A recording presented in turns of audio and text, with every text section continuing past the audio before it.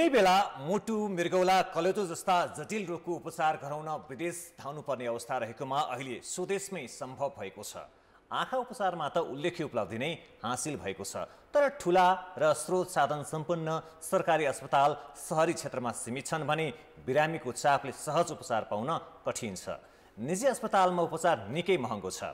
आज स्वास्थ्य दिवसको अवसरमा हामी यिनै विषयमा कुराकानी गर्दैछौँ। स्टुडियोमा निम्ताएका छौँ स्वास्थ्य मन्त्रालयका नीति तथा कार्यक्रम महाशाखा प्रमुख डाक्टर कृष्ण पौडेल।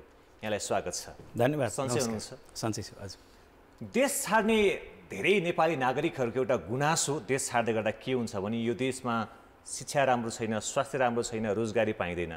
तपाईँ स्वास्थ्य मन्त्रालयका जिम्मेवार अधिकारी हुनुहुन्छ, ती नागरिकहरूलाई के जवाफ दिनुहुन्छ? यो देशमा साँच्चै स्वास्थ्य क्षेत्र भद्रगोलकै अवस्था हो? नागरिकहरूले सहज रूपमा स्वास्थ्य सेवा पाउँदैनन्?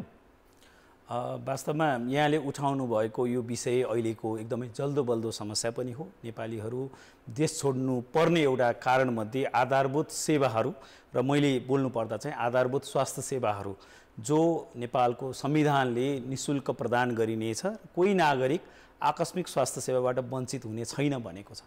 यो चिज भन्दै पनि नीतिगत व्यवस्थाहरू हुँदाहुँदै पनि लिगल यो हामीसँग चाहिँ टुल्सहरू हुँदाहुँदै पनि कार्यान्वयनको हिसाबले हामी केही चुनौतीहरू भएका छौँ। तर यसो भन्दै गर्दा स्वास्थ्य क्षेत्रले केही गरेन भन्ने पनि होइन। यहाँले नै अघि भन्नुभएको जस्तै देशले स्वास्थ्य क्षेत्रको यो सानो, विशेष गरी आधुनिक चिकित्सा प्रणालीको चाहिँ सानो इतिहास छ हाम्रोमा। हुन त हामीसँग हाम्रो मौलिक चिकित्सा पद्धतिहरू परापूर्व कालदेखि नै थिए। आयुर्वेद अथवा हिमाली क्षेत्रमा हुने स्वारिपा लगायतका प्रणालीहरू थिए। आधुनिक चिकित्सा प्रणालीको हामीसँग 100 वर्षको भनौँ न चान्चुन इतिहास छ भने यो बिचमा हामीले धेरै चुनौती, धेरै आरोह अवरोहहरू कायम गर्दै धेरै उपलब्धिहरू पनि हासिल गरेका छौँ। बिफरको उन्मूलन होस् अथवा पोलियोबाट मुक्त हुने अवस्था होस्। उल्लेख गरियो जस्तो हामीले मृगौलाको कलेजोको प्रत्यारोपण नेपालमै गर्न थाल्यौँ, कतिपय क्यान्सरहरूको उपचार पनि नेपालमै गर्न थालिसकेका छौँ। अब मैले एउटा उदाहरण दिन्छु। वर्षेनी 3000 को मृगौलाको नेपालमा फेल हुन्छ होइन। यो वर्ष 3000 मानिसहरूको मृगौला फेल हुँदाखेरि 300 को मात्रै ट्रान्सप्लान्ट प्रत्यारोपण भयो होइन। 1000 जनाको कलेजो प्रत्यारोपण आवश्यक थियो, तर हामीले कतिजना गऱ्यौँ? मात्र 15 जनाको गऱ्यौँ।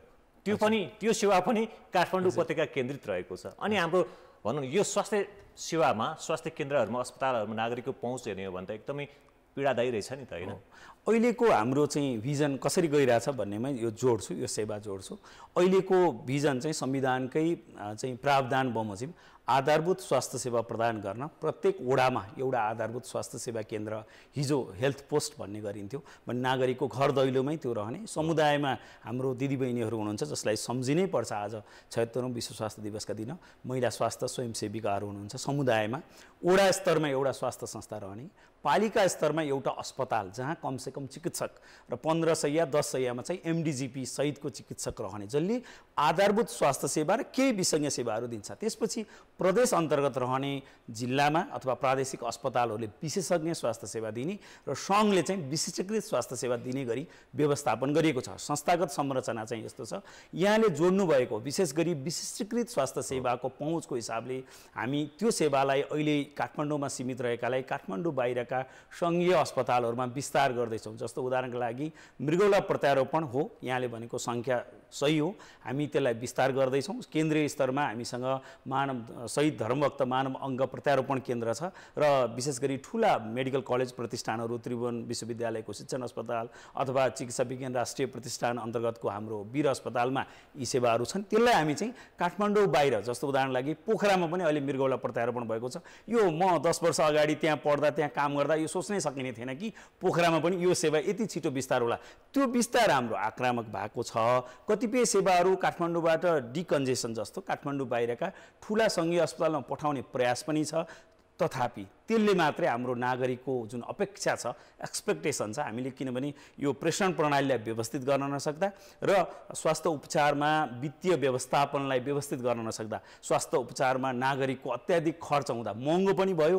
सबै सेवा यहाँ पनि पाउन सकिन्छ। म एक कुरा गर्दैछु कि सामान्य उपचारको लागि पनि काठमाडौँ अथवा प्रादेशिक अस्पतालहरू धाउनुपर्ने अवस्था, र त्यो अवस्थाको कारणले गर्दाखेरि तपाईँ प्रादेशिक अस्पतालहरू जानुहोस् अथवा काठमाडौँका वीर, शिक्षण, पाटन, सिभिल लगायतका अस्पताल जानुहोस्, यति ठुलो भिड हुन्छ कि बिरामी त बिरामी छँदैछ, बिरामीलाई लैजाने आफ्ना आफन्त अथवा कुरुवा पनि बिरामी हुनुपर्ने अवस्था छ।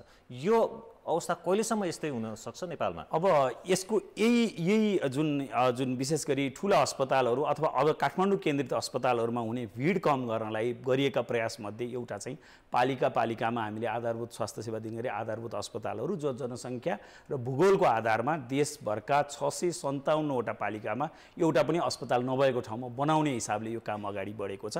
अहिले पनि यहाँसँग हामी कुरा गर्दै गर्दा देशभर 413वटा विभिन्न चरणमा निर्माणाधीन छन् यी आधारभूत अस्पतालहरू।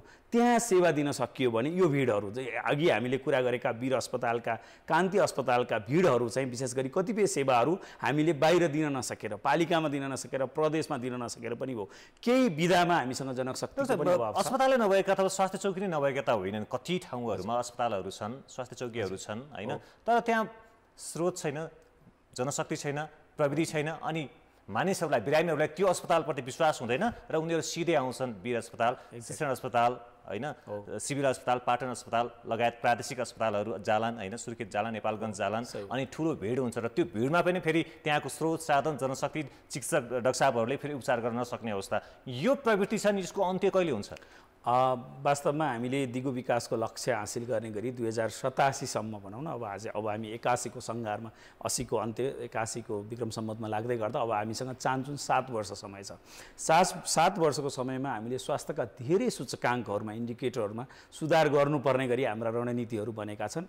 यहाँले चुनौतीहरू पनि राख्नुभयो, प्रयासहरू पनि भएका छन्। म फेरि पनि कहाँ जोड्न चाहन्छु भने यदि आधारभूत अस्पतालहरूमा हामीले सेवा दिन थाल्यौँ भने र आधारभूत स्वास्थ्य सेवा जो निःशुल्क हो जसका लागि उपकरण सामग्रीहरू पालिका मार्फत आधारभूत स्वास्थ्य सेवाका औषधिहरू पनि लिस्टेड छन्, त्यसको बजेटिङ पनि भएको छ। ती औषधिहरू पालिकामै उपलब्ध हुन थाल्यो भने तिनै सेवाका लागि नागरिकहरू त्योभन्दा ठुलो अस्पतालमा जानु पर्दैन। त्योभन्दा माथिल्लो सेवा भनेको चाहिँ विशेषज्ञ स्वास्थ्य सेवा हो। हाम्रो समुदायमा हाम्रा गाउँहरूमा चाहिँ जनरल प्र्याक्टिसनरहरू हुन्छ हैन, जनरल फिजिसियनहरूको अभावको कारणले गर्दाखेरि उहाँहरूको त्यो समुदायमा पहुँच नहुँदाखेरि समुदायको उहाँहरूसम्म पहुँच नहुँदाखेरि यी ठुला अस्पतालहरूमा भिड बढेको पनि देखिन्छ। एउटा कारण त्यो पनि हो, किनभने हामीसँग पालिकामा अथवा जिल्लामा अथवा प्रदेशमा रहेका अस्पतालहरूमा सबै सेवा जो निर्दिष्ट गरेका सेवा पनि दिन नसक्दाखेरि सानो सेवाका लागि पनि ठुला अस्पताल धाउनुपर्ने, काठमाडौँ धाउनुपर्ने, अझ कतिपय अवस्थामा विदेशसम्म धाउनुपर्ने चाहिँ दुःखद नियति छ। त्यसलाई ब्रेक गर्ने भनेको चाहिँ हामीले सेवालाई चाहिँ जो विस्तृत हिसाबले बाँडेका छौँ, आधारभूत स्वास्थ्य सेवालाई पालिकामै उपलब्ध गराउने, त्योभन्दा माथिको विशेषज्ञ सेवालाई जिल्लाका प्रदेशका अस्पताल जो प्रदेश अन्तर्गत सञ्चालित छन् त्यहाँ चाहिँ स्वास्थ्य बिमाले पनि कभर गर्ने, फाइनेन्सिङको पाटो पनि हामीले हेऱ्यौँ भने आधारभूत स्वास्थ्य सेवा निःशुल्क हो, त्यो उपलब्ध गराउनु पर्यो। यसमा चुनौती छ, हामीले अहिले संविधानमा प्रदत्त धारा 35 पूर्ण रूपमा कार्यान्वयन गर्न सकेका छैनौँ। यहाँले भने जस्तै 6734वटा वडाहरू छन्, 2626वटा वडामा अहिले पनि संरचनाविहीन चाहिँ यो आधारभूत स्वास्थ्य सेवा पाइरहेको छ। पालिकाले केही व्यवस्था गर्नुभएको छ तर चुनौती छ भने अघि भनिएका जो हामीले 413वटा बन्दैछन्, 657वटा पालिकामा अस्पताल बनाउने क्रममा छन्। अब हामीले बुझ्नुपर्ने अस्पतालको बारेमा फेरि आउँछु। फेरि आज स्वास्थ्य दिवससँगै बिमा दिवस पनि हो र बिमाकै कुरा गर्दाखेरि सरकारले स्वास्थ्य बिमा देशका अधिकांश ठाउँहरूमा गरायो, जसबाट देशको 26% करिब नागरिकहरू त्यसमा आबद्ध भए। तर ती आबद्ध भएका नागरिकहरू अहिले पछुताउनु पर्ने अवस्था छ, किनभने न उनीहरूले सर्वसुलभमा औषधि पाए न त उपचार पाए। त्यो बिमा किन गरेछु, मैले 5000 रुपियाँ किन खर्च गरेछु भन्नुपर्ने अवस्था आयो हैन। फेरि बिरामी मात्र होइन, जसले उपचार गरेको जुन अस्पतालहरू छ तिनीहरू पनि पछुताउनु पर्ने अवस्था छ। उनीहरूले पनि फेरि आफूले उपचार गरेको त्यो भुक्तानी पाएका छैनन्। यो अवस्था दुर्दशा किन? अब वास्तवमा यसलाई चाहिँ यसमा 2-3वटा फिगर पनि हामीले बुझ्नुपर्छ। स्वास्थ्य उपचारमा अहिले पनि 54% नागरिकहरूको 54% चाहिँ आउट अफ पकेट एक्सपेन्डिचर भन्छौँ, आफ्नो गच्छेभन्दा बाहिर गएर आफूले खर्च गर्नुपर्ने अवस्था छ। राज्यको लगानी पुगेको छैन, एउटा राज्यले स्वास्थ्यमा लगानी बढाउनु पर्ने देखियो। अर्को के छ भने 10% भन्दा बढी नागरिकहरूले आफ्नो कुल आयको 10% भन्दा बढी स्वास्थ्य उपचारमा खर्च गर्नु परेको छ। यति मात्र यस्तो डाटा हेरेको थिएँ कि हरेक वर्ष 10 लाख मानिसहरू हाम्रा नेपाली नागरिकहरू उपचार गर्नुपर्ने कारणले गर्दाखेरि, अस्पताल जानुपर्ने कारणले गर्दाखेरि 10 लाख नागरिकहरू गरिबको रेखाभन्दा मुनि आएका छन्। करिब 1.7% भनेको करिब 5 लाख जति नागरिकहरू चाहिँ गरिबै बन्नुपर्ने, किनभने अब अहिले नसर्ने रोगहरू, क्यान्सर जुन हिसाबले बढेको छ यसका उपचार विधिहरू महँगा छन्। त्यसमा चाहिँ घरखेत नै बेचेर उपचार गरेर गरिब बन्नु परेका तथ्याङ्क पनि त्यो दुःखद हो। त्यसलाई चिर्नलाई चाहिँ विशेष गरी स्वास्थ्य उपचारमा वित्तीय व्यवस्थापनको हिसाबले र युनिभर्सल हेल्थ कभरेज भन्छौँ, स्वास्थ्यमा यो सर्वव्यापी पहुँचको हिसाबले स्वास्थ्य बिमा कार्यक्रम ल्याइएको हो। यहाँले भन्नुभएको जस्तै अहिलेको तथ्याङ्क भनेको अब हामी 753 पालिकामा पुग्दैछौँ, यो सालदेखि पुग्छौँ। 36% घरधुली मात्र बिमित हुनुहुन्छ र 26% जनसङ्ख्या मात्र बिमित हुनुहुन्छ। यहाँले भन्नुभएको त्यो बिमालाई किन काम गर्न गाह्रो भएको छ भने स्वास्थ्य बिमा भनेको स्वास्थ्य मन्त्रालय मात्रैको भन्ने बुझाइबाट हामी माथि उठ्नु पर्यो, नम्बर 1 कुरा। नम्बर 2 कुरा चाहिँ आधारभूत स्वास्थ्य सेवा, अघि मैले भने ती आधारभूत स्वास्थ्य सेवा हामीले निःशुल्क नदिँदासम्म त्यसको भार पनि स्वास्थ्य बिमामै पर्यो, त्यसलाई व्यवस्थित गर्न नसक्दा बिमामै पर्यो। फेरि हामी बिमा सेवा लिन त अस्पतालमै जानु पर्यो, हामीले अस्पतालहरू सुधार गर्न नसक्दा गभर्नेन्सको पाटो, सेवाको पाटो, उपकरणको पाटो, जनशक्तिको पाटो। ठुलो कुरा चाहिँ जनशक्तिको अभाव छ। जनशक्ति हामी जनशक्तिको छुट्टै कुरा गर्छौँ। अघि हामीले आधारभूत स्वास्थ्य सेवाको कुराकानी गऱ्यौँ। आधारभूत स्वास्थ्य सेवाको कुरा गर्दै गर्दाखेरि 753 वटै पालिकाहरूमा आधारभूत स्वास्थ्य सेवा सहितको अस्पताल निर्माणको सरकारले शिलान्यास नै गरेर निर्माण कार्यहरू अथवा त्यो प्रक्रियाहरू थालनी भइसकेको अवस्था छ। एउटा चाहिँ त्यो कुन चरणमा पुगेको छ त्यो बताइदिनुहोस् र त्यो सम्पन्न भइसकेपछि मानौ अबको 1-2 वर्षमा ती अस्पतालहरू भवन मात्रै बन्ने छ नि त, अहिले शिलान्यास गरेको होइन, त्यो भवन बनिसकेपछि त्यहाँभित्र उपकरणहरू चाहिएला, जनशक्तिहरू चाहिएला अथवा यस्ता स्रोत साधनहरू त्यसलाई कसरी सञ्चालन गर्ने भन्ने पक्षहरू होलान्, त्यसमा चाहिँ के छ भिजन? अब यो 753 मध्ये करिब 100 वटा जति पालिकामा विभिन्न अस्पतालहरू जिल्ला लेभलका, प्रादेशिक लेभलका, सङ्घ लेभलका रहेछन्। त्यसले गर्दा 655 पछि 2 वटा थप गरेर 657 वटा पालिकामा चाहिँ अस्पताल बन्नुपर्ने रहेछ। त्यो पनि 2टा लटमा बनेका छन्। एउटा 396 भन्ने लटका अस्पतालहरू अहिले निर्माणाधीन छन् र त्यसै गरी दोस्रो लटमा चाहिँ 259 वटा करिब यी अस्पतालहरू निर्माणाधीन हुनेमध्ये अहिले 413 वटा ठेक्का लागेर निर्माणको विभिन्न चरणमा छन्। 28 वटा बनिसके। अहिले पछिल्लो तथ्याङ्कमा चाहिँ 28 वटा अस्पतालहरू बनिसकेका छन्। तर आजको मितिमा हामी यो स्पष्ट रूपमा भन्नुपर्छ, विशेष गरी अस्पताल सञ्चालनको हकमा के भइदियो भने संविधानले आधारभूत स्वास्थ्य सेवा मौलिक हकको रूपमा भनिदियो धारा 35 मा, तर त्यो कार्यान्वयन गर्ने चाहिँ स्थानीय सरकारले गर्छ भनियो। स्थानीय सरकार सबैले यी सबै 753 मै चल्ने अस्पतालहरू चलाउन सक्ने ल्याकत राख्ने सक्ने अवस्था छैन, जो हामी बुझ्न सक्छौँ। विशेष गरी स्रोत साधनको, चिकित्सकको पूर्वाधारको हिसाबले त्यसलाई सङ्घले नै सपोर्ट गर्नुपर्नेछ। अब यी 5, 10 अथवा 15 सयका अस्पतालका लागि चाहिने जनशक्ति यो हुन् भनेर एउटा नमुना त बनेको छ, तर त्यो जनशक्ति कसले दिने भन्नेमा अझै स्पष्ट छैन। पालिकाले दिने हो कि प्रदेशले दिने हो कि सङ्घ स्वास्थ्य मन्त्रालयले दिने हो, अहिलेसम्म टुङ्गो छैन। अब त्यसले चाहिँ हाम्रो क्याल्कुलेसनले चाहिँ 5, 10, 15 अस्पतालहरू बन्दा हामीलाई 15,000 थप जनशक्तिको आवश्यकता हुन्छ। अहिले हाम्रो स्वास्थ्य संस्था ती स्वास्थ्य सेवाहरूलाई 15,000 जनशक्ति आवश्यक हुन्छ, थप जो चाहिँ अहिले हाम्रो चाहिँ करिब 31,000 को फोर्स, जो स्वास्थ्यको फोर्स छ सरकारी संरचनाभित्र, त्यसमा तिनै तह गरेर भएको फोर्समा 26,000 जति स्थानीय सरकारकै अन्तर्गत हुनुहुन्छ। तर अब हामीलाई यदि यी अस्पतालहरू चलाउने भने थप 15,000 जनशक्ति चाहिने आवश्यकता छ। जुन अहिले 31,000 छ नि, मैले एउटा डेटा हेरेको थिएँ, 22 वर्ष अगाडि नै हामीसँग 33,000 हेल्थ केयर फोर्स भनौँ न रहेछ भने आज हामी कुन अवस्थामा छौँ हेरौँ त। 20 लाख जनसङ्ख्या बढेको अवस्था छ, तर स्वास्थ्य कर्मीहरूको सङ्ख्या त बढाउन सकेका रहेनौँ। हामीले नै एडप्ट गरेको न्यूनतम सेवा मापदण्ड र WHO को डेफिनेसन्स अनुसार पनि हाम्रो जनसङ्ख्याको अनुपातमा स्वास्थ्य कर्मीहरू प्रणालीमा भएका उत्पादन हामीसँग छ। अहिले हामीसँग चिकित्सकको उत्पादन यथेष्ट छ, नर्सको उत्पादन छ, अन्य स्वास्थ्य कर्मी होइन प्यारामेडिकलदेखि स्वास्थ्य कर्मीको छ, तर त्यसलाई सिस्टमभित्र लिनलाई हाम्रो दरबन्दी चाहिँ बढेको छैन। दुःखद भन्नु नै पर्छ, 40 सालपछि मेजर रिफर्म हामी चाहिँ ONM सर्वे भन्छौँ, सङ्गठन व्यवस्थापन सर्वे भएर दरबन्दी मेजर ब्रेक थ्रु भएको छैन, जसले गर्दा हाम्रा सङ्घीय अस्पताल होस् अथवा पालिकाका अस्पताल जहीँ पनि जनशक्तिको अभाव छ।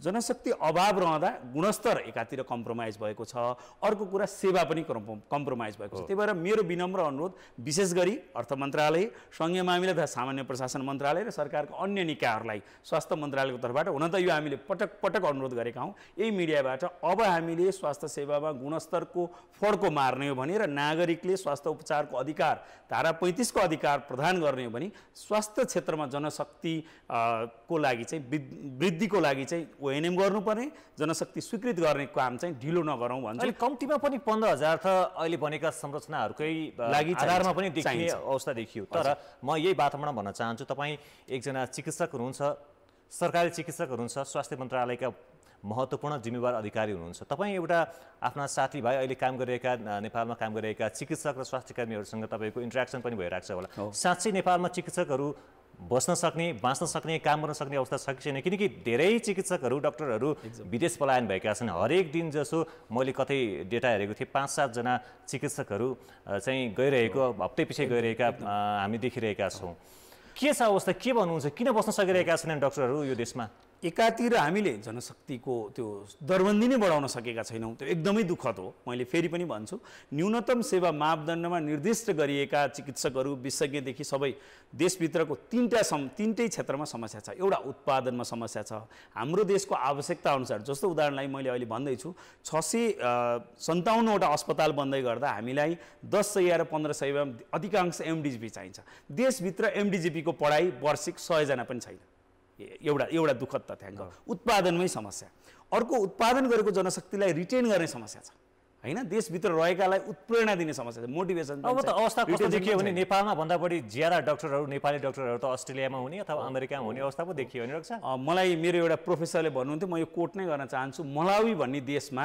जति त्यहाँको सिस्टममा डाक्टरहरू हुनुहुन्छ त्योभन्दा बढी मलावियन डाक्टरहरू चाहिँ न्युयोर्कमा छन् भन्नुहुन्थ्यो हामीले यदि जनशक्तिको व्यवस्थापनमा मैले अघि भने जस्तै दरबन्दी बढाउने बढेकालाई मोटिभेसनको पाटो अथवा रिटेन्सनको हिसाबले काम नगर्ने हो भने भोलि हामी त्यही दुःखद अवस्था हुन्छौँ हामीलाई जनशक्ति चाहिएको छ तर हाम्रो क्रिम जनशक्ति चाहिँ एक्सपोर्ट भइरहेछ विदेश गइरहेछ अहिले हाम्रो धेरै डाक्टरहरू मालदिप्स आउनुहुन्छ हाम्रो छिमेकी मुलुक हो सानो मुलुक हो धेरै डाक्टरहरू जानुहुन्छ किन बाध्यता छ देशभित्र दरबन्दी छैन जागिरको स्थायित्व छैन र उहाँलाई उत्प्रेरणाको वातावरण हामीले दिन सकेनौँ भने चाहिँ चिकित्सक किन रहने यहाँ भन्ने प्रश्न आउँछ त्यो हिसाबले अब हामीले तीनटै क्षेत्रमा काम गर्नुपर्छ जनशक्तिको एउटा उत्पादनको बाटो हामी उत्पादन पनि प्रक्षेपणमा आधारित हुनु पर्यो हाम्रो देशको आवश्यकता अनुसार हुनु पर्यो र त्यो उत्पादित जनशक्तिलाई देशभित्र उपयोग गर्ने गरी हाम्रो रणनीति हुनु पर्यो दरबन्दी बढाउनु पर्यो कतिपय अवस्थामा विभिन्न हिसाबका पार्टनरसिपहरू हुन सक्छन् तीन तहका सरकार बीचका समन्वयका कुराहरू हुन सक्छन् र जनशक्तिलाई रिटेन पनि गर्नु पर्यो हजुरलाई अहिले भन्दा यदि हामीले हुम्लामा गएको चिकित्सकलाई विशेष प्याकेज नदिने हो भने दार्चुलामा गएकालाई नदिने हो भने काठमाडौँमा र हुम्लामा एउटै सेवा पाउने भने किन को जनताको छोरा अथवा को कसको छोरा डाक्टर चाहिँ हुम्लामा दार्चुलामा गइदिन्छ अहिले हाम्रो अवस्था त्यहाँ चाहिँ अब अहिले अवस्था कस्तो देखियो भने हुम्लाका बाजुराका जुम्लाका नागरिकहरू त्यो आफ्नो नजिकको अस्पताल अथवा अस्पताल नजिक नहुँदाखेरि अथवा ती अस्पतालहरूमा सिटामोल समेत नहुँदाखेरि तल सुर्खेत झर्नु पर्यो नेपालगञ्ज झर्नु पर्यो बाध्यता छ एकदमै सामान्य विषय हो नि त सिटामोल नभएका समाचारहरू हरेक महिना जस्तो ती दुर्गम जिल्लाहरूमा छ यो अवस्थाको चाहिँ अन्त्य कसरी हुन्छ जस्तो यो सेवाको अथवा औषधि लगायतका स्रोत साधनहरूको मानव भनौँ न चिकित्सक ती जनशक्तिहरूको चाहिँ समानुपातिक वितरण प्रणाली किन नभएको होला यो चाहिँ स्वास्थ्य मन्त्रालयले गर्न सक्ने नीतिगत काम हो नि यो त होइन हामीसँग जति 31,000 जनशक्ति छ भने उनीहरूलाई समानुपातिक ढङ्गबाट ती क्षेत्रमा हामीले पुर्याउन किन नसकेको एकदमै नीतिगत हिसाबले त हामी स्पष्ट नै छौँ हामीसँग नीतिगत टुलहरू छ अघि पनि भने लिगल टुलहरू छ तर कार्यान्वयनको हिसाबले चुनौती छ अहिले चाहिँ के भयो भने आधारभूत स्वास्थ्य सेवा स्थानीयको अन्तर्गत पर्यो र विशेषज्ञ सेवा चाहिँ प्रदेश अन्तर्गत पर्यो विशेष गरी 200 शय्याका अस्पतालसम्मको प्रावधान चाहिँ प्रादेशिक सरकारहरूले गर्ने भयो तर जनशक्तिको हिसाबले यहाँले भन्नुभएको अहिले हामी हेर्ने हो भने कर्णाली र सुदूरपश्चिममा सिस्टमभित्रकै अथवा स्थायी चिकित्सकहरू पनि अत्यन्त न्यून हुनुहुन्छ हामीले छात्रवृत्तिका चिकित्सकहरू पनि विभिन्न प्रयास गर्दा पनि एकदमै कम पठाउन सकेका छौँ त्यहाँ रहेकालाई रिटेन गर्ने एउटा समस्या त छँदैछ पठाउनै सकेका छैनौँ यो चाहिँ व्यावहारिक रूपमा धेरै चुनौती अब यसो हुँदाखेरि के देखियो भने नि अहिले देशको ठुलो समस्या भनेको बाल मृत्युदर हो मातृ मृत्युदर हो होइन अहिले हाम्रो देशको जनरली हेर्ने भने प्रति 1 लाखमा 151 त्यस्ता मृत्युदरहरू देखिन्थ्यो आमाहरूको मृत्युको दर देखिन्छ र यो फेरि कस्तो देखियो भने हामी कर्णाली सुदूरपश्चिम भन्थ्यो त्योभन्दा ज्यादा चाहिँ मधेसमा अझै लुम्बिनी क्षेत्रमा बढी देखियो यसको कुनै रिसर्च तपाईँहरूले गर्नुभएको छ हामीले यो तथ्याङ्क यहाँले भन्नुभएको हाम्रो स्वास्थ्यको अचिभमेन्टको हिसाबले यत्रा चुनौतीका बावजुद पनि म फेरि पनि सल्युट गर्न चाहन्छु ती दुर्गममा रहेर काम गरिरहेका स्वास्थ्य कर्मीहरूलाई आजको विशेष दिनमा सम्झन पनि चाहन्छु उहाँहरूकै मेहनतको फलस्वरूप स्वास्थ्यका सूचकाङ्कहरूमा इन्डिकेटरहरूमा धेरै सुधार आएको छ कुनै बेला 5 वर्ष मुनिका बालबालिकाहरू 1000 जना जन्मिँदा 118 जनाको मृत्यु हुन्थ्यो भने त्यसलाई हामीले घटाएर 30 जनामा चाहिँ पुर्याउन सकेका छौँ र यहाँले भन्नुभएको जस्तै मातृ मृत्यु दर 1 लाख जना आमाहरू गर्भवती प्रसुति गराउन जाँदा चाहिँ 439 जना 500 जनाको मृत्यु हुन्थ्यो त्यो घटेर 151 मा त आयो तर हामी त्यसमै सन्तोष गर्ने अवस्था किन छैन भने देशभित्र पनि धेरै चाहिँ इक्विटी र भनौँ न समानताको हिसाबले हेऱ्यो भने विभेदहरू देखिन्छ। मातृमृत्यु दरलाई 151लाई हेर्ने हो भने चाहिँ बागमतीमा 98 जना प्रति 1 लाखमा मृत्यु हुन्छ भने तपाईँको लुम्बिनीमा 207 जनाको मृत्यु हुन्छ। त्यसै गरी मधेसमा त्यस्तै उच्च छ भनेपछि हाम्रो स्वास्थ्यको गेनहरू अथवा हाम्रो अचिभमेन्टहरू चाहिँ सबै प्रदेशमा, सबै भौगोलिक क्षेत्रमा अथवा सबै वर्गमा, सबै जात जातिमा भनौँ धनी वर्ग, मध्यम वर्गमा एक नासको छैन। यसमा विभिन्न यो निर्धारक मैले यो प्रश्न गरिनँ भने हाम्रा अडियन्सहरूलाई चाहिँ अलि अन्याय महसुस पनि गर्नुहुन्छ होला। अब प्रत्येक नागरिकलाई के भएको छ भने अब अस्पताल जाँदाखेरि पनि सोर्सफुस लगाउनु पर्ने, पहुँच लगाउनु पर्ने, आफ्ना नजिकका नेताहरू लगाउनु पर्ने, मैले डाक्टर साहबलाई चिने भने डाक्टर साहबलाई फोन गर्नुपर्ने जुन अहिलेको अवस्था छ। जस्तो कि एकजना जिम्मेवार भनौँ न संसद प्रतिनिधि सभाका एक जिम्मेवार सदस्य डाक्टर तोसीमा कार्कीले केही दिन अघि मात्र 21 बुधे एउटा ज्ञापन पत्र सरकारलाई बुझाउनु भयो। उहाँले के मेन्सन गर्नुभएको छ त्यहाँ भने विधि अस्पतालमा दैनिक रूपमा 27-28 वटा आइसियु र भेन्टिलेटर सहितका बेड खाली रहने, तर आम नागरिक ती सेवाको पहुँचबाट वञ्चित रहनुपर्ने अवस्था किन भनेर मन्त्रीलाई नै प्रश्न सोध्नुभयो। तपाईँहरूले के जवाफ दिनुभयो? वास्तवमा यो विषय चाहिँ कहाँ गएर जोडिन्छ भने हामीले यो त एउटा प्रतिनिधि घटना हो। टिचिङमा त्यस्तै छ, सिभिलमा त्यस्तै छ, पार्टीमा त्यस्तै छ। म बुझ्छु यो समस्या चाहिँ अझ भन्दा त म त टिप अफ आइसबर्ग नै भन्छु।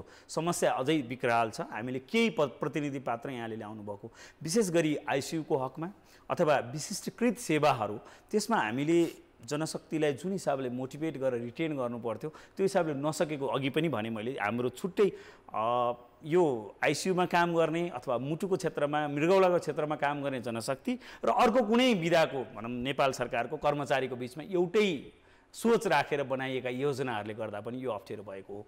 वीर अस्पतालको हकमा चाहिँ हामी अहिले त्यो अस्पतालको विस्तारपछि करिब 1000 शय्यामा रहँदा आइसियु विस्तारको हिसाबले जो थप जनशक्ति आवश्यकता हुन्छ यो पटक नै लोकसेवाबाट फुलफिल हुन्छ होला। केही आइसियु बेडहरू सञ्चालन गर्न सकिएको छ र सकिएको छैन, र यदि लोकसेवाले पूर्ति नगर्दासम्म हामी अन्य निकायहरू पनि के हुनु पर्यो भने अन्य जनशक्तिभन्दा यो अलि अत्यावश्यक सेवा भएको हिसाबले अलिक फरक हिसाबले सोच्नु पर्यो। त्यहाँ के प्रावधान छ भने स्वास्थ्य कर्मीहरूको स्थायी पदपूर्ति नहुँदासम्म करारमा जनशक्तिबाट पनि सेवा लिइरहेको अवस्था छ, तर त्यो करार अनन्तकालसम्म हुन सक्दैन। सधैँ करारमा राखेर उहाँहरूको करियर डेभलपमेन्ट, यो समस्या समाधान गर्ने प्रयास तपाईँले गर्दै हुनुहुन्छ। अर्को एउटा प्रश्न म आफैले व्यक्तिगत रूपमा पनि खड्केको, म जब त्यो यी अस्पतालहरू हुँदै जान्छु त्यसपछि ठुलो भिड देख्छु, तर त्यो अस्पतालहरूमा 12 बजे काउन्टर क्लोज गरिसकेको अवस्था हुन्छ। मानिसहरू कहाँबाट होइन दुर्गम भेगबाट टाढाबाट आउनुहुन्छ, 12 बजे अस्पताल पुग्दाखेरि ढोका बन्द हुन्छ।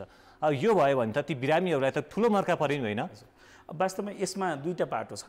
एउटा चाहिँ सरकारी अस्पतालहरू अथवा स्वास्थ्य संस्थाहरूको ओपनिङ टाइम 10 to 5 लाई चाहिँ कहीँ लोकल कन्टेक्सुअल होइन आफ्नो वस्तुस्थिति अनुसार चाहिँ फरक हिसाबले लोकल प्लानिङहरू भएको छ। विशेष गरी हामीले चाहिँ के चाहिँ बुझ्नुपर्ने हुन्छ भने आकस्मिक सेवा चाहिँ 24 घण्टा नै खुला हुनु पर्यो। बहिरङ्ग सेवाको समय चाहिँ अस्पतालहरूले तोक्दाखेरि चाहिँ यसरी यहाँले भनेको जस्तै दिवस सत्रमा पनि चलाउने गरी अथवा कतिपय अवस्थामा सरकारी समय बाहेक पनि त्यहाँका चिकित्सक स्वास्थ्य कर्मीहरूलाई विस्तारित अस्पताल सेवा EHS पनि भन्ने गरिन्छ, एक्सटेन्डेड हस्पिटल सर्भिस भन्न पनि दिइरहेको अवस्था छ। सबै संस्थामा यो नहुँदा दुःखद अवस्था छ। फेरि त्यो EHS महँगो पनि हुन्छ। त्यो भएर हाम्रो निर्देशन मन्त्रालयको तर्फबाट के छ भने सरकारी समय विशेष गरी 10 देखि 4 मा स्वास्थ्य संस्थाहरू खोल्नु पर्यो। तर कहाँ चुनौती छ भने फेरि म जनशक्तिमै जोड्छु। हामी अस्पताल प्रमुखहरूसँग कुरा गर्छौँ, मसँग ओपिडीमा रहने जनशक्ति यतिजना मात्रै हुनुहुन्छ, फेरि पनि जनशक्तिमा जोड्ने जवाब सरकारसँगै छैन। म एकदमै अन्तिममा छु। म अब अन्तिममा एउटा गरिबको निमुखाको प्रश्न राखेर कार्यक्रमको क्लोजिङ गर्न चाहन्छु कि हाम्रा अस्पतालहरूको कुल शय्याको 10% शय्यामा विपन्नलाई निःशुल्क उपचार गर्नुपर्ने भन्ने नीतिगत व्यवस्था नै छ होइन? अब यसरी हेर्दाखेरि अस्पतालहरूमा चाहिँ भनौँ न 523 वटा जनरल बेड विपन्नको लागि निःशुल्क गरिएका रहेछन् हो देशभरिका। 3500 सङ्घीय अस्पतालहरू जोडेर भएको हो। हजुर, करिब देशभरि 3500 वटा बेडहरू चाहिँ गरिबका लागि संरचनाभित्रै, सरकारी संरचनाभित्र 3500 बेडहरू निःशुल्क हुनुपर्ने हो। तर ती गरिबहरूले निमुखाहरूले पाएनन्। त्यसको सट्टामा चाहिँ त्यही अघि मैले भने जस्तै भनसुन गर्न सक्ने पहुँच भएकाहरूले नै त्यो बेडमा सुतिराखे, उपचार गराइराखे भन्ने गुनासो छ। यसमा चाहिँ स्वास्थ्य मन्त्रालयले कहिले ध्यान दिन्छ? यसमा फेरि पनि म चाहिँ स्वास्थ्यलाई चाहिँ हामीले कसरी हेर्नु पर्दो रहेछ भने क्रस कटिङ हुँदो रहेछ। स्वास्थ्यका बृहत निर्धारकहरू छन्, सोसल डिटर्मिनेन्ट्सहरू पनि भनिन्छ। सामाजिक यो निर्धारकहरूले चाहिँ यी सबै कुरामा असर गर्दो रहेछ। यदि कुनै विपन्न नागरिक सरकारी अस्पतालमा पुगेको छ भने उहाँलाई निःशुल्क सेवा दिनलाई धेरै प्रावधान प्रावधानहरू छन्। विपन्न कार्यक्रम अन्तर्गतबाट कडा रोगहरूलाई हामीले अनुदान दिइरहेका छौँ। स्वास्थ्य बिमामा उहाँ आबद्ध हुनुहुन्छ र उहाँ सर्टिफाइड गरिब हो भने बिमामा छुटको व्यवस्था छँदैछ, बिमाबाट हुने मेकानिजम छँदैछ। त्यो नहुँदा नहुँदै पनि नेपालभर स्थापना भएका सबै स्वास्थ्य संस्थाहरूले, त्यो सरकारी निजी सामुदायिक जुनसुकै अवस्थामा भएकाले पनि 10% शैय्यामा चाहिँ निःशुल्क उपचार गर्नुपर्छ भन्ने प्रावधान स्वास्थ्य संस्था सञ्चालन तथा स्तरोन्नति मापदण्डमा रहेछ। त्यही अनुसार यो 3523 भनेको सरकारी संरचनाभित्रको बेड हो। त्यसका लागि उहाँहरूले के गर्नु पर्यो भने आफ्नो ओडाबाट सक्नुहुन्छ भने सिफारिस, कतिपय जिल्लामा त गरिब भन्ने प्रमाणपत्र नै छ, ओडाबाट सिफारिस ल्याउनु पर्यो र अस्पतालमा उपचार गरेको चिकित्सकहरूलाई भन्नु पर्यो मलाई यो चिज गर्न धेरैलाई थाहा छैन। जो गरिब हुनुहुन्छ, विपन्नहरू हुनुहुन्छ, फेरि हामी अलिकति आय भएका धनीहरूलाई भन्दैनौँ कि यदि त्यो छ भने ओडाहरूले पनि दिनु भएन होइन, त्यसमा त्यहीँ ब्लक गर्नु पर्यो। तर जो गरिब हुनुहुन्छ, विपन्नहरू हुनुहुन्छ, नजिकका आसपासका मान्छेहरूले भनिदिनु पर्यो, गरिब देख्नु भयो भने ओडाबाट सिफारिस लिएर सरकारी अस्पताल जानु भनेर हामीले पनि भन्नु पर्यो। र सँगसँगै के पनि जान्नु पर्यो भने अब अस्पतालमा गरिब नै हो भनेर बेडमा लेख्दा पनि उहाँहरूलाई एक हिसाबले डिस्क्रिमिनेसन होला कि भन्ने डर भयो। नलेखिदिँदा यहाँले भन्नुभएको जस्तै अर्को वर्गले पनि यसलाई मिसयुज गर्नुभयो। आजको मितिमा कुनै ओडामा कसैले मलाई विपन्न कार्ड बनाइदियो भने धेरैजना भनौँ न उहाँको आर्थिक स्थिति नहेरिकनै बनाइदिने पनि चलन छ। यो यथार्थ हो। त्यो पनि रोकिन आवश्यक, त्यो पनि रोकिन आवश्यक। त्यसैले सम्पूर्ण जनप्रतिनिधिज्यूहरूले पनि भनौँ न लक्षित वर्गले नै पाओस् भन्नेमा सबैजना चाहिँ सचेत हुन म अनुरोध पनि गर्न चाहन्छु। र अस्पतालको विशेष गरी अस्पतालको नेतृत्वमा रहेका साथीहरू, चिकित्सकहरू, स्वास्थ्यकर्मीहरूलाई चाहिँ विशेष गरी गरिबको जुन आधारभूत स्वास्थ्य सेवा अथवा विशेषज्ञ स्वास्थ्य सेवा प्राप्तिमा जो अप्ठ्यारो छ त्यसमा सबैले सहजीकरण गरिदिनु हुन। हामी एकदमै अन्तिममा छौँ। अब देशभरका हाम्रा आम सर्वसाधारण नागरिकहरू जो स्वास्थ्य मन्त्रालयबाट धेरै अपेक्षा गर्छन्, सहज, सर्वसुलभ, विश्वसनीय उपचार सेवाको जुन अपेक्षा गर्छन्, स्वास्थ्य मन्त्रालय के भन्न चाहन्छ अन्तिममा?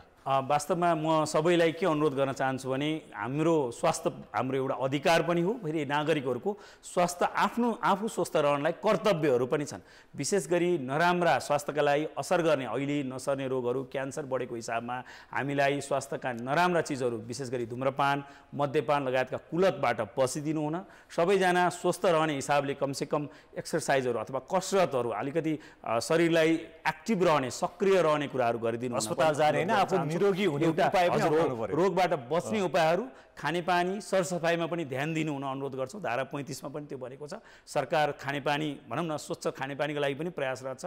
स्वास्थ्य सेवाको हिसाबले क्युरेटिभ पार्टमा हामीले धेरै छलफल गर्दा, उपचारात्मक पाटोमा छलफल गर्दा चाहिँ हामी के गर्ने प्रयासमा छौँ भने आधारभूत स्वास्थ्य सेवा, विशेषज्ञ र विस्तृत स्वास्थ्य सेवा यहाँहरूको पहुँचमा, नागरिकको पहुँचमा पुर्याउने गरी र त्यो सेवा गुणस्तरीय होस् भन्नेमा चाहिँ स्वास्थ्य तथा जनसङ्ख्या मन्त्रालय लागिरहेको छ। हाम्रा बिचमा चुनौतीहरू छन्, जनशक्तिका चुनौती छन्, उपकरणका प्रविधिका चुनौतीहरू छन्। यी सबैलाई चिरेर स्वास्थ्यमा हामी सबै मिलेर, सबै नेपालीहरू मिलेर, हामी सबै नेपालीहरूले आफ्नो हिसाबको अप्टिमम हेल्थ भनौँ न, जुन अधिकतम स्वास्थ्य हासिल गर्ने हिसाबले हामी सबै मिलौँ भन्न चाहन्छु। र कतिपय अवस्थामा स्वास्थ्य मन्त्रालयले अनुरोध गरेको बेलामा, विशेष जसरी कोभिडको बेलामा यहाँहरूले मास्क लगाइदिनु भयो, त्यस्तै गरी भविष्यमा आउन सक्ने अप्ठ्यारो बेलामा पनि सरकारले बेला बेलामा जारी गरेका सूचनाहरू पनि फलो गरिदिनु हुन अथवा त्यसलाई पालना गरिदिनु हुन, आफू पनि स्वस्थ रहने, अरूलाई पनि स्वस्थ रहने वातावरण बनाइदिनु हुन सबैलाई अनुरोध पनि गर्न चाहन्छु। धन्यवाद डाक्टर साहब, यहाँको यो अमूल्य समयको लागि, विचारको लागि, यो जानकारीको लागि धेरै धेरै धन्यवाद दिन चाहन्छु। धेरै धन्यवाद केही कुराहरू सेयर गर्नु। दर्शकहरू, आज हामीले कुराकानी गऱ्यौँ विश्व स्वास्थ्य दिवससँगै बिमा दिवसको सन्दर्भमा